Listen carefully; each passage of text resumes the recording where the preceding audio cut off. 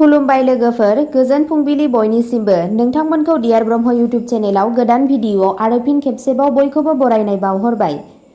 दिनै आं नोंथांमोननि सिगाङाव आरोबाव माखासे खौरां लानानै फैबावलायबाय। आसा खालामो नोंथांमोनहा खौरांखौ नायनानै मोजां मोनगोन। दिनैनि गिबि खौराङावनो दङ, हाग्रामा महिलारीया हानि बिमुं मोनैफोरनो पाट्टा होगोन। फैगौ 2025 इं मायथाइनि बिटिसि बिसायख'थियाव BPF दोलोआ सरकार दागोन, बुंदों हाग्रामा महिलारी बिथाङा। बाक्सा जिल्लानि मसलपुर खाथिनि अदालबारियाव BPF दोलोनि मिरु मावफुं आफादनि मोनसे मेल जानानै थाङो। बे मेलाव बाहागो लाखांनायनि उनाव BPFनि गाहाय हाग्रामा महिलारीया खौरां बिजोंनि सिगाङाव माखासे गोनां बिबुंथि होदोंमोन।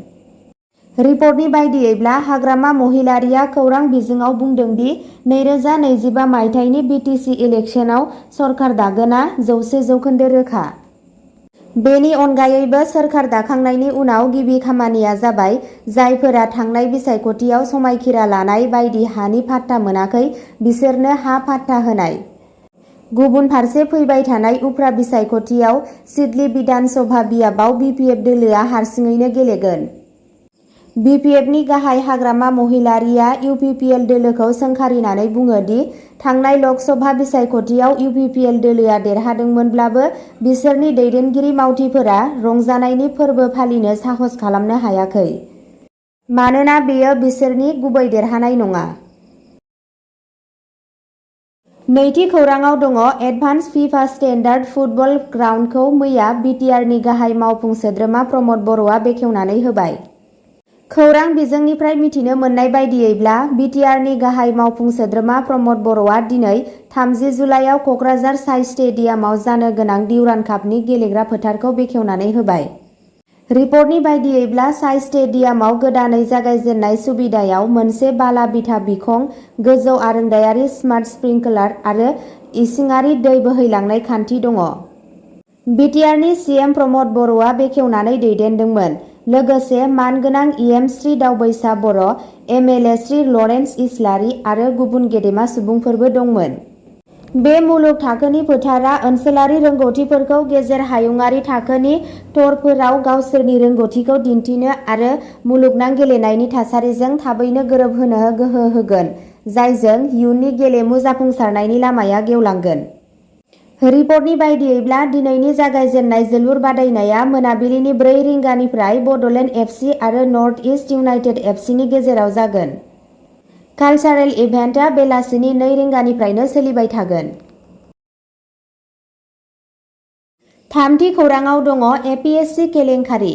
राकेश पालखौ 14 बोसोरनि जोबथेसालिनि साजा, 2 लाख रां जुरिमाना फोसावदों। आसामाव आबाद जौगाखां मावख'गिरिफोर ADO थिसननायजों सोमोन्दो थानाय साख्रिनि थाखाय नोगोद रांनि केसआव दायनिगिरि सा 32 सुबुंफोरनि साजानि बिबांखौ फोसावनाय जादों। APSCनि बारग' मासिगिरि राकेश पालखौ 2 लाख रां जुरिमानाजों लोगोसे 14 बोसोरनि जोबथेसालिनि साजा होदों।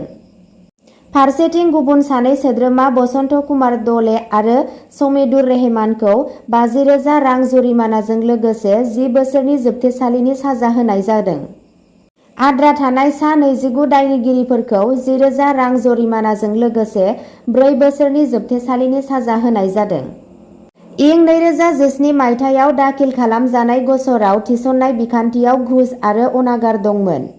बिजिरसालिया 22 जुलाइआव सा 32 सुबुंफोरखौ दायनिगिरि खालामदोंमोन, जेराव सा 11 गुबुन सुबुंफोरखौ फोरमान गैयैनि थाखाय रेहाय होनाय जादोंमोन। बे केसआ 2016 मायथाइनिफ्राय सुबुं मावमिननि मावख'गिरिफोरजों लोगोसे सा 70 सुबुंफोरखौ खानायजों लोगोसे जाख्ल'नायनि बेरेखायै मोनसे गिदिर सिग्रोमनायनि बाहागो। ब्रैथि खौराङाव दङ, कमिसनारफोरनि जथुम्मा। लेङाइ जिल्लाफोरनि खामानिया नेमखान्थि बायदियै 2 अक्ट'बरनिफ्राय जागायगोन। आसामाव 2 अक्ट'बरनिफ्राय साब डिस्ट्रिक्ट मडेल लाबोगोन। रिपर्टनि बायदियैब्ला हिमन्त बिश्व शर्माया 2 अक्ट'बर 2024 मायथाइनिफ्राय गासै रायजोआवनो लेङाइ जिल्ला मडेलखौ मावफुंनो फोसावदोंमोन। बे मिरुआरि खालामनो नाजानायनि थांखिया जिल्लाफोरखौ खुंथायनि आबुं बाहागो खालामनाय। कामरुप मेट्र'आव बेखेवनाय हाबाफोरजों लोगोसे 2 लेङाइ जिल्ला दानाय जागोन। जिल्ला कमिशनार डिसिफोरा मोनफ्रोमबो जिल्लाखौ मोनसे रायजो बायदि हाबा मावनायखौ थि खालामगोन। रायजोनि GDP-जों लोगोसे गावसोरनि GDP-खौ गथायगोन। डिसिफोरखौ OIL, साहा बागान, सिमा ओनसोल आरो दावबायथाय जौगाथाय बायदि थि सेक्टरफोराव गोसो होनो बिथोन होनाय जादों। सोरखारा पन्चायतनि बिथायारि सान जथायखौ सामलायनो थाखाय रादाय होदों, जेराव गोदान पन्चायतफोरा 31 दिसेम्बरनि सिगां बिबान सामलायगोन। बे आगाना गं 81 दालाय जिल्ला दानाय आरो मोनब्रै जिल्लाफोरखौ फिन सोरजिफिननाय रायजो केबिनेटनि थिरांथानि उनाव लानाय जादों। बाथि खौराङाव दङ भारतआ 34 बोसोर थाद'नायनि उनाव हौवाफोरनि एसिया काप 2025 खुंगोन। एशियान क्रिकेटार गौतम (ACC) फोसावदोंमोन दि भारतआ 2025 मायथाइयाव हौवाफोरनि एसिया कापखौ खुंगोन, जाय 1990 निफ्राय 91 मायथाइनि उनाव हादोरनि गिबि खेबनि थाखाय बादायलायनायखौ खुंगोन। 2025 मायथाइनि खुंथायाव मोनसे T20 महर थागोन।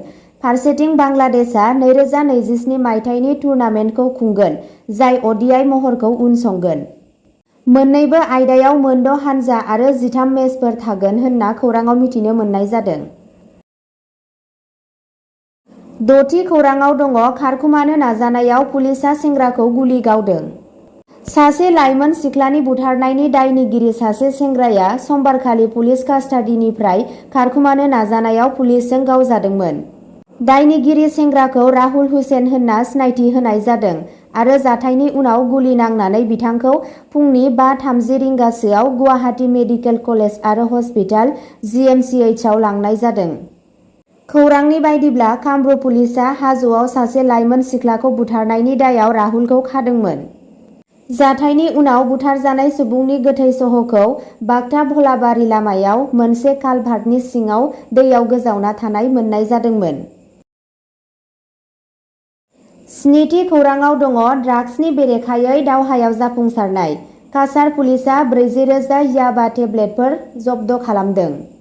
ड्राग्स फालांगियाव मोनसे मख'जाथाव खहा जानानै काछार पुलिसआ इस्लामाबाद ओनसोलाव मैया मोनसे जाफुंसार अपारेसन खालामदोंमोन, जायनि फिथाय महरै सासे सुबुंखौ खानाय जादोंमोन आरो 40,000 याबा टेब्लेटफोरखौ जब्द खालामनाय जादोंमोन।